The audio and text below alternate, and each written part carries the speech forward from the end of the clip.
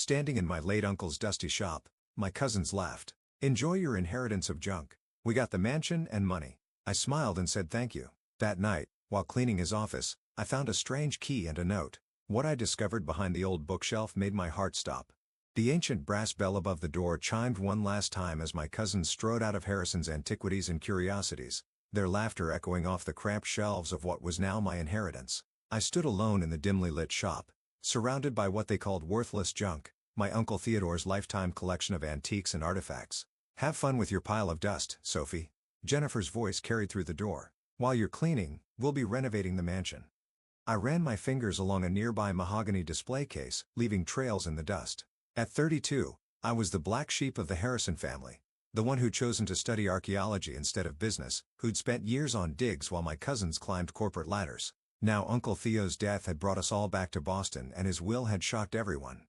"To my beloved niece, Sophie Harrison, I leave my antique shop and all its contents the lawyer had read yesterday while my aunts and cousins sat in stunned silence. To Jennifer and Michael Harrison, I leave the family mansion and its grounds along with my liquid assets." The monetary difference was staggering.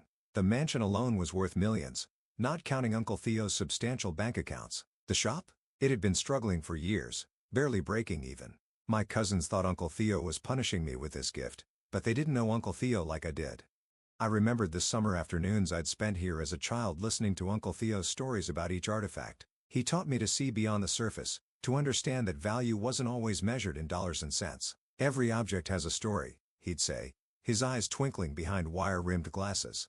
"You just have to know how to read it." Now standing in the fading afternoon light, I could almost hear his voice among the shadowed shelves. The shop was exactly as he'd left it, a maze of display cases and wooden cabinets filled with everything from Victorian silverware to ancient Egyptian scarabs, reproductions, of course, or so we'd always thought. I made my way to his office at the back of the shop, navigating the narrow aisles with practiced ease. The small room was a testament to organized chaos, books stacked in precarious towers, maps covering every inch of wall space, and his beloved roll-top desk dominating the corner. That's when I noticed something odd. The ancient Persian rug, the one Uncle Theo had always said was his most valuable possession, was slightly askew. In 20 years of visiting this office, I'd never seen that rug out of place. Uncle Theo had been almost obsessive about its positioning. Kneeling down, I rolled back the heavy fabric. There, carved into the wooden floorboard, was a small symbol, a circle within a square, exactly like the pendant Uncle Theo had always worn, the one that had mysteriously disappeared after his death. My heart began to race. Uncle Theo had been more than just an antique dealer. He'd been a scholar, a collector of mysteries, and I'd always suspected something more. His stories had often hinted at secret societies and hidden treasures, tales I dismissed as flights of fancy. But now, I ran my fingers over the carved symbol, remembering something he told me years ago. "Sometimes, Sophie, the greatest treasures are hidden in plain sight. You just need the right key to see them." The key, the strange brass key he'd left me in his will, along with a cryptic note I hadn't yet opened. I'd assumed it was to the shop's front door, but now I pulled both items from my bag, the ornate key with its unusual teeth, and the sealed envelope with my name written in Uncle Theo's elegant hand. The paper was thick, expensive, with that same circle and square symbol watermarked in the corner. My hands trembled slightly as I broke the seal and unfolded the letter. "My dearest Sophie, if you're reading this, then two things have happened. I've left this world for the next great adventure, and you found the mark beneath the Persian rug. I always knew you would. You have the gift, the ability to see what others miss. What I'm about to tell you must remain secret. Your cousins, your aunts, the entire family, they cannot know. Not yet. The shop isn't just a shop, Sophie. It's a gateway, a repository of secrets that go back centuries.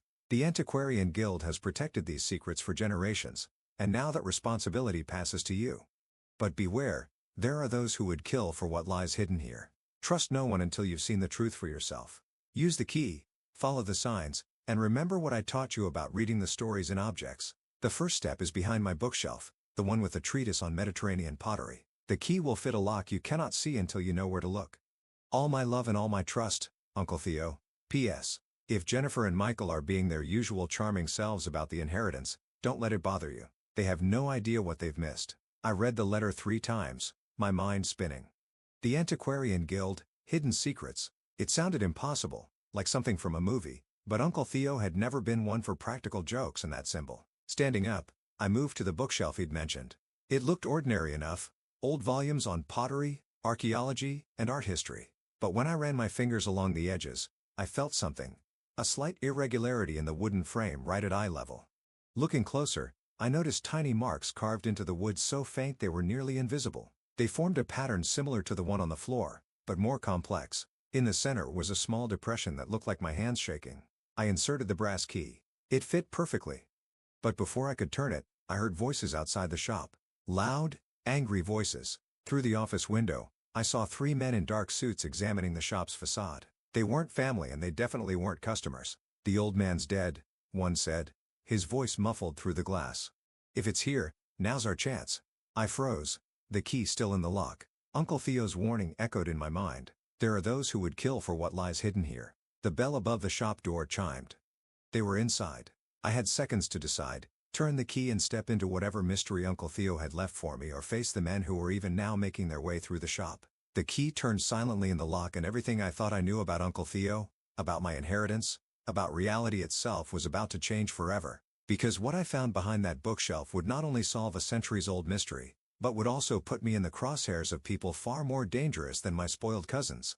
People who would stop at nothing to claim what Uncle Theo had protected for so long. But I'm getting ahead of myself. To understand what happened next, you need to know about the summer I turned 12, when Uncle Theo first showed me the secret language of symbols hidden in everyday objects, when he first hinted at the true purpose of his little antique shop. And most importantly, you need to know about the ancient society that had been watching our family for generations, waiting for someone like me to finally unlock the truth. The bookshelf swung silently inward, revealing a narrow passage that shouldn't have existed in a building I thought I knew by heart. Behind me, heavy footsteps approached the office. I slipped through the opening, pulling the shelf close just as shadows appeared under the office door. The passage was pitch black for a moment before soft lights activated along the floor, revealing a metal staircase descending into the earth. The air was cool and dry, carrying a faint scent of old paper and something else, something ancient. Above, I heard muffled voices in Uncle Theo's office. "Search everything."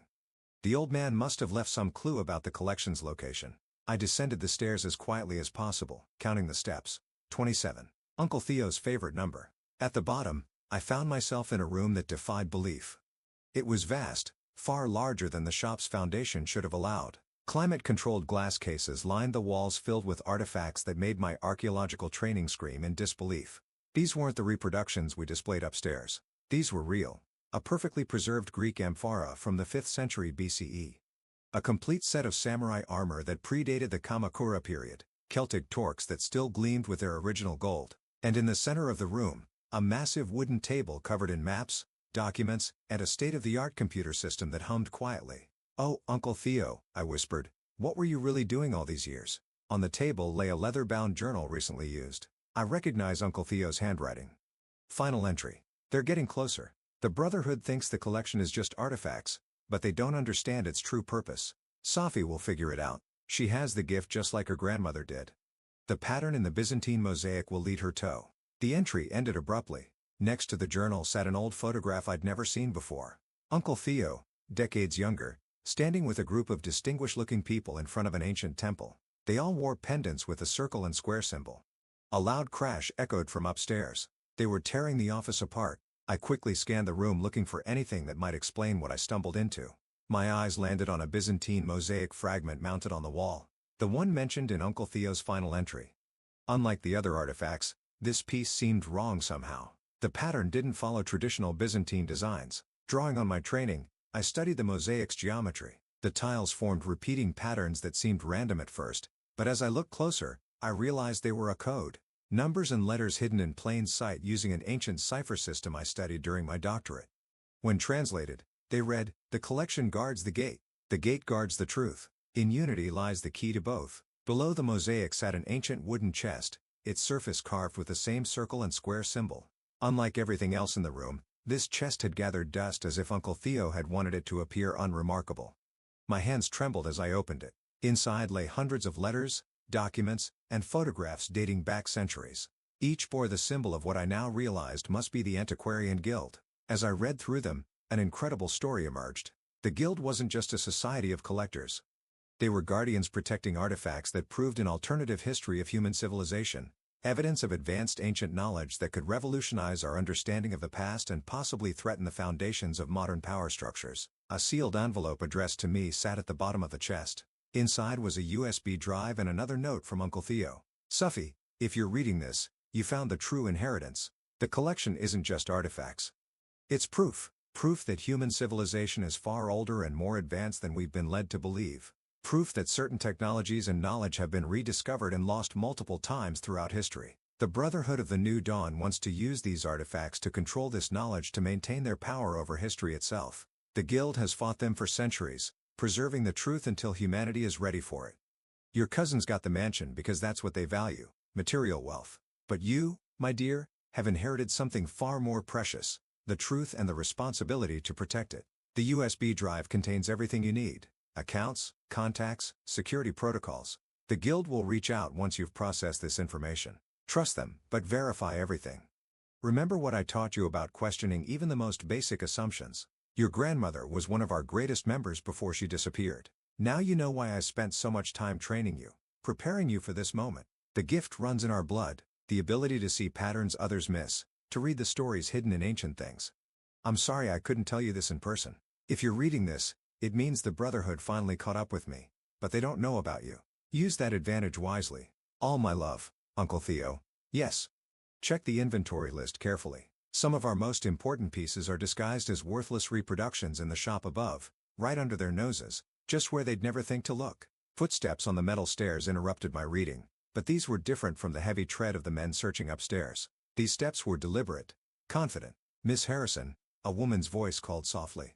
I'm Diana Chin, Guild Security. We need to move quickly. The Brotherhood's team upstairs just called for backup. I turned to find an elegant Asian woman in her 50s, dressed like a museum curator, but moving like someone with military training. She wore the Guild's pendant openly now. How did you? I began. Your uncle activated the Guild's protocols the day before he died. We've been watching, waiting to see if you'd find your way down here. She gestured to the chest. Do you understand what you've inherited? I'm starting to. I replied, thinking of all the times Uncle Theo had tested me, trained me without my knowing it. It's not just artifacts, is it? It's responsibility, knowledge, and power. Diana added gravely, power that some would kill to control. The Brotherhood thinks these artifacts are the treasure, but your uncle understood the real value is in the knowledge they represent. Knowledge that could change everything or destroy everything in the wrong hands. More footsteps above. Angry voices. They're pulling up the floorboards, Diana said tensely. We have about 3 minutes before they find the entrance. We need to move the critical pieces now. Are you ready to accept your inheritance, Miss Harrison? Really accept it? I looked around the room at the artifacts that rewrote history, at Uncle Theo's lifetime of work, at the responsibility he prepared me for without my knowing it. I thought of my cousins up in their mansion, counting their money, having no idea of the real treasure they'd missed. Yes, I said firmly. Where do we start? The next hour was a blur of activity as Diana's team evacuated key pieces through a secondary tunnel I'd never known existed. I memorized security protocols, passwords, and contact procedures. The Brotherhood found the entrance eventually, but by then, we'd vanish with the most important items, leaving them with a room full of convincing duplicates. Hours later, in a secure Guild facility, Diana finished briefing me on my new reality. Your uncle was one of our best, she said.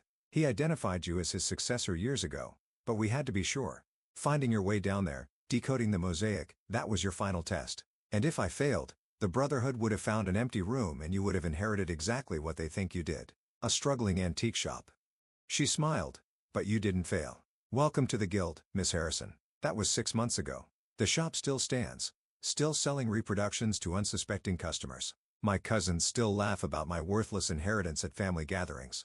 Let them laugh because now I know the truth about Uncle Theo, about our family's legacy, about history itself. Every day, I learn more from the collection, unlocking secrets hidden in plain sight.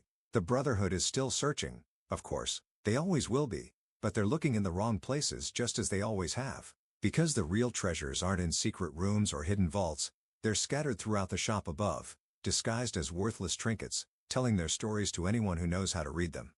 Uncle Theo taught me well, value isn't always what it seems. Sometimes the greatest treasures are the ones others overlook, and sometimes the most important inheritance isn't what you get, it's what you become. Last week, a young girl visited the shop with her parents. While they browsed the expensive items in the front, she lingered by a dusty shelf of reproductions, studying their patterns with unusual intensity. I watched her trace the hidden symbols none of her family could see, and I smiled. Uncle Theo would have liked her. In a few years, once she's ready, I'll start teaching her what he taught me because that's the real purpose of the collection. Not just to preserve knowledge, but to pass it on to those who can understand its true value. After all, every object has a story. You just have to know how to read it. And some stories are worth more than all the mansions in the world.